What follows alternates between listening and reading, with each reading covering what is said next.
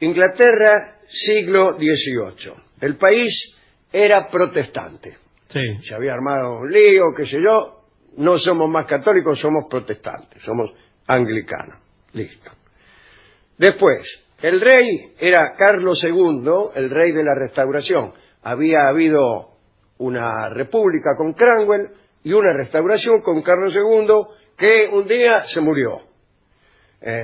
Parece que una tarde estaba ahí con sus cortesanos, bebiendo y jugando, tuvo un ataque de apoplejía que lo dejó ahí medio inválido.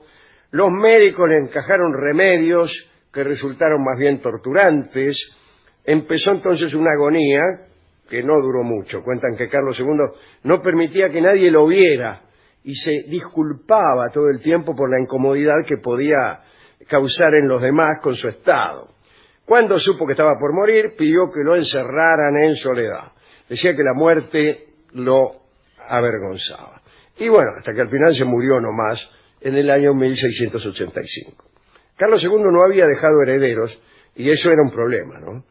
Entonces el sucesor del trono pasaba a ser su hermano Jacobo. Pero ¿cuál es el problema? Jacobo había abandonado el protestantismo, se había hecho bautizar como católico. ¿Y entonces? Y entonces, ¿qué hacemos? Tan ferviente católico era este Jacobo, que cuando su hermano Carlos estuvo por morir, hizo entrar disfrazado a un sacerdote romano al palacio para que le diera la extremaunción. Bueno, nunca se supo si Carlos II aceptó o no aceptó estos sacramentos. La cuestión fue que en 1685 Jacobo se convirtió en rey. Desde el comienzo de su reinado intentó reconciliar a los ingleses con la antigua fe católica y se armó un lío tremendo. Incluso en Holanda había una fuerza protestante considerable y allí vivían muchos ingleses que se habían exiliado desde el comienzo del gobierno de Jacobo y que querían voltearlo redondamente.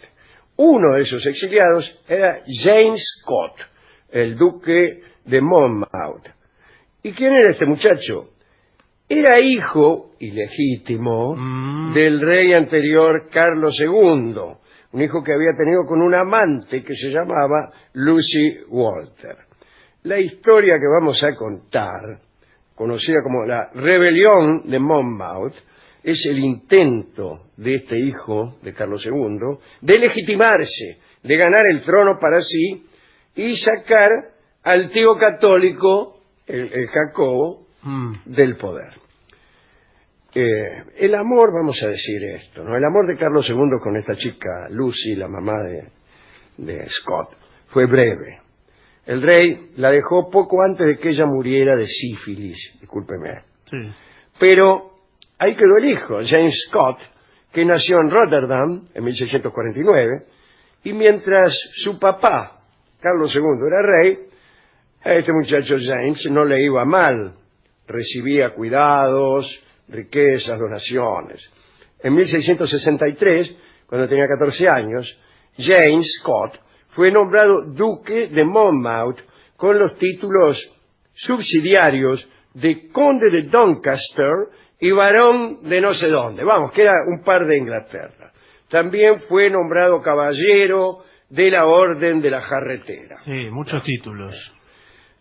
Este chico se casó con Anna Scott, una muchacha cuyo apellido adoptó él tras la boda.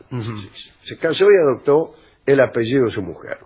Entró al servicio de la Marina y fue un buen soldado. Tanto fue así que en 1674 el rey Carlos, su papá, decretó que James Scott, duque de Monmouth, supervisara y diera el visto bueno a todas las órdenes militares, entregándole así el mando efectivo de las fuerzas. Entre sus responsabilidades quedaba el movimiento de las tropas. Cuando Carlos II murió y su hermano Jacobo, el duque de York, se hizo cargo del trono como Jacobo II, James Scott, ya sin su benefactor y considerado un bastardo con pretensiones, rajó a Holanda. Fue para Scott algo muy triste, porque lo curioso del asunto es que con su tío, con el nuevo rey, habían convivido alegremente durante todos aquellos años. Pero este muchacho ya se cruzó, estaba medio resentido y armó una conspiración. Dice, si yo voy a armar una conspiración para defender mi causa, qué sé yo, soy protestante, bueno. James Scott decía que Carlos II y su mamá, Lucy Walter, se habían casado en secreto. Mentira. No sé. El propio James afirmaba poseer el acta matrimonial. Dice, yo la tengo guardada en un cajón que no les voy a decir. Está bien. Quiere decir que soy legítimo yo. Si se casaron... Sí, ya entendimos por dónde va usted. Así sí. que imagínense. Sí. La cuestión fue que James Scott desembarcó con 3 buques en la zona de Dorset con la intención de arrebatarle el trono a su tío Jacobo. En mayo de 1685, Scott arrancó una especie de avance de marcha por el sudoeste de Inglaterra, una región muy protestante. Llegó con 82 partidarios, no parecen muchos. No, pero 1.500 mosquetes y después sumó alrededor de 300 hombres nuevos. Le habían prometido un gran ejército y apoyo total por parte de sus seguidores de Holanda, pensando que al llegar sería capaz de marchar sin oposición alguna a Londres. Pero eso no anduvo bien, ¿eh? De todos modos, el tipo llegó y envalentonado publicó un manifiesto con un título un tanto extendido. Leo el título. Lo tiene ahí. Tengo acá el manifiesto, que dice: Declaración para la defensa y vindicación de la religión protestante y de las leyes, derechos y privilegios de Inglaterra, de la invasión que han sufrido y para librar al reino de la usurpación y tiranía a que la somete Jacobo, duque de York. Ese era el título nada más. Claro, lo que será el resto. Bueno, el rey Jacobo respondió con un decreto más corto: arresten a los editores y distribuidores de ese documento. Sin asustarse, James Scott se autoproclamó rey en la ruta. A medida que iba pasando, cada pueblo que pasaba se proclamaba rey de Inglaterra. Bien, dice el cronista, lo reconocieron unos 14 pueblerinos, entre los que se contaba él mismo. Sí. James Scott, obstinado, siguió adelante. Muchos reclutas extras se unieron al grupo, muy desorganizado, ¿no?, que para entonces contaba con alrededor de 6.000 neatos, mayormente artesanos y agricultores, armados con herramientas de granja.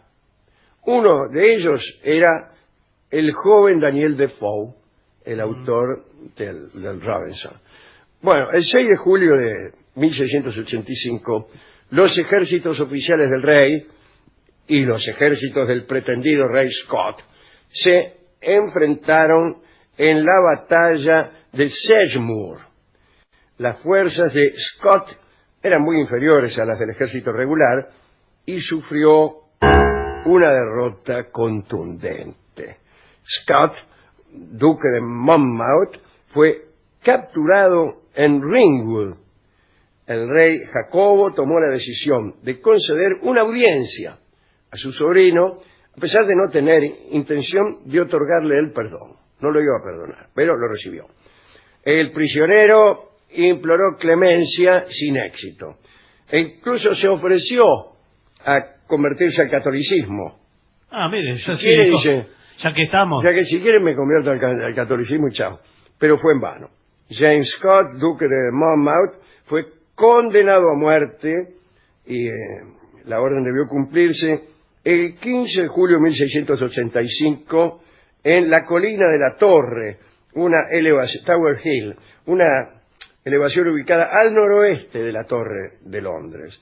Era un lugar que fue patíbulo de muchos condenados, ¿no?, entre ellos Tomás Moro y algunos de los hermanos de Ana Bolena también, y creo que Cromwell, el mismo Cromwell, ¿no?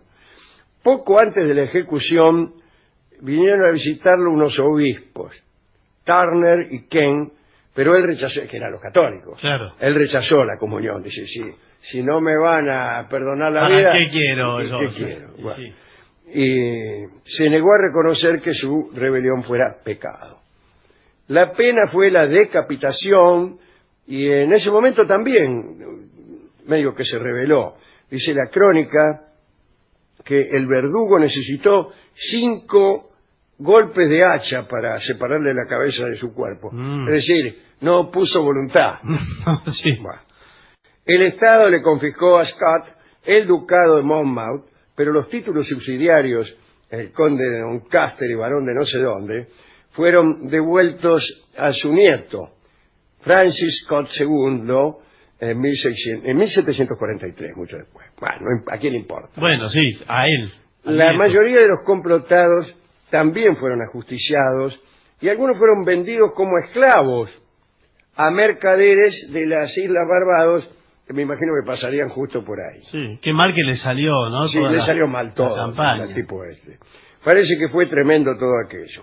En la historia se conoce esta época como de las pruebas sangrientas. Y hay un personaje que tiene relevancia por haber desplegado un proceso espeluznante. Se llamaba George Jeffrey. En la enciclopedia británica se lee que este muchacho Jeffrey fue un juez famoso por su crueldad, pero también por su corrupción, que procesó a los rebeldes con ferocidad y ejecutó quizá a 200 personas. Bueno, y parece que este muchacho se beneficiaba extorsionando a las víctimas para que compraran su inocencia. Qué barbaridad, ¿eh? Sí, mire lo lo que era que- aquella época. Sí. ¿Eh? Por suerte, esos tiempos han pasado. Sin embargo, Jacobo II lo convirtió en canciller, al Jeffrey en septiembre de 1685. Después de reventar a todos los conjurados de Monmouth y como uno de los asesores reales más influyentes, Jeffrey, el juez, se hizo cargo de la comisión eclesiástica que obligó a la Iglesia de Inglaterra a aceptar las políticas católicas de Jacobo. La dimensión de la alcahuetería de Jeffrey fue descomunal, porque él mismo era protestante. Ah, Y bueno, el tipo ejecutaba a los enemigos y no le importaba nada. Fíjese qué historia, cuando recuperaron los protestantes el poder en Inglaterra con Guillermo III, ¿no? Jeffrey, este juez que mandó a la muerte a Scott, intentó escapar del país disfrazado de marinero, pero lo arrestaron y murió 4 meses después en la Torre de Londres. Aunque no había dudas, en 2012 una prueba de ADN, ¿qué tal, sí. ¿2012? En dijo? 2012, hace poquito, realizada en un descendiente de James, duque de Monmouth, mostró que compartía el cromosoma Y, heredado por línea paterna, de la familia Stuart, evidencia de que efectivamente Carlos II era el padre biológico de James Scott. Bueno, pero Sí. eso ya lo sabíamos. Eso lo sabíamos porque lo contó al sabemos acá en el principio. programa porque lo contamos al principio, señor. Es que contó el final, ¿Qué me spoileó. está diciendo acá? ¿Qué es esta charla? Contó el final. Contó el final primero. Bueno, Ahora, es el final, pero lo contamos antes. claro, lo contó antes. Bueno. el Igual caso él es dijo que tenía la partida, que inclusive estaban casados. Eso nunca lo vimos, no se confirmó. no la encontraron la partida. No lo encontraron nunca. No. O por ahí, para mí, la encontraron, pero la tiraron. No sé, eso lo La dice tiraron, usted. la tiraron por ahí, la tiraron No, a la ¿a basura. dónde? ¿Qué? Allá en Eso es Rotterdam. tacho de basura, señor. No, qué bueno. ¿Quién va a encontrar por la calle una partida de nacimiento Bueno, no. y la va a reconocer? No o le había- prendieron fuego por ahí. Puede ser eso porque Sí. no había tacho de basura como tal No, en aquel no. momento instalado. Así que bueno. Igual ya me parecía a mí legítimo desde que empezó, más allá de lo que Sí. usted aclaró. Se merecía tener el trono, Claro. se merecía, pero bueno. Pero no es por merecimiento. No. Eso. Sí. Nada de esto por merecimiento. Nada de esto. En temas de monarquía el merecimiento no es algo que esté... Señores, el juez alcahuete, ¿cómo es que se llama? Jeffrey.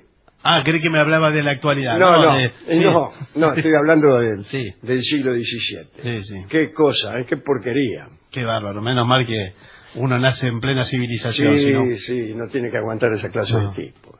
Señores, vamos a ilustrar esta charla con final anticipado.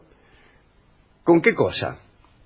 Bien, a mí me parece que hay una canción compuesta por Piero Sí. que alude directamente a este asunto de la paternidad de Carlos II de Inglaterra. Qué raro Piero con Carlos II de Inglaterra. Bueno, pero la canción se llama Mi Viejo. Ah, bueno, sí, pero por el padre de Piero será. Sí. Para mí es el padre de James Scott. Podría ser. Así que vamos a escuchar entonces a Piero.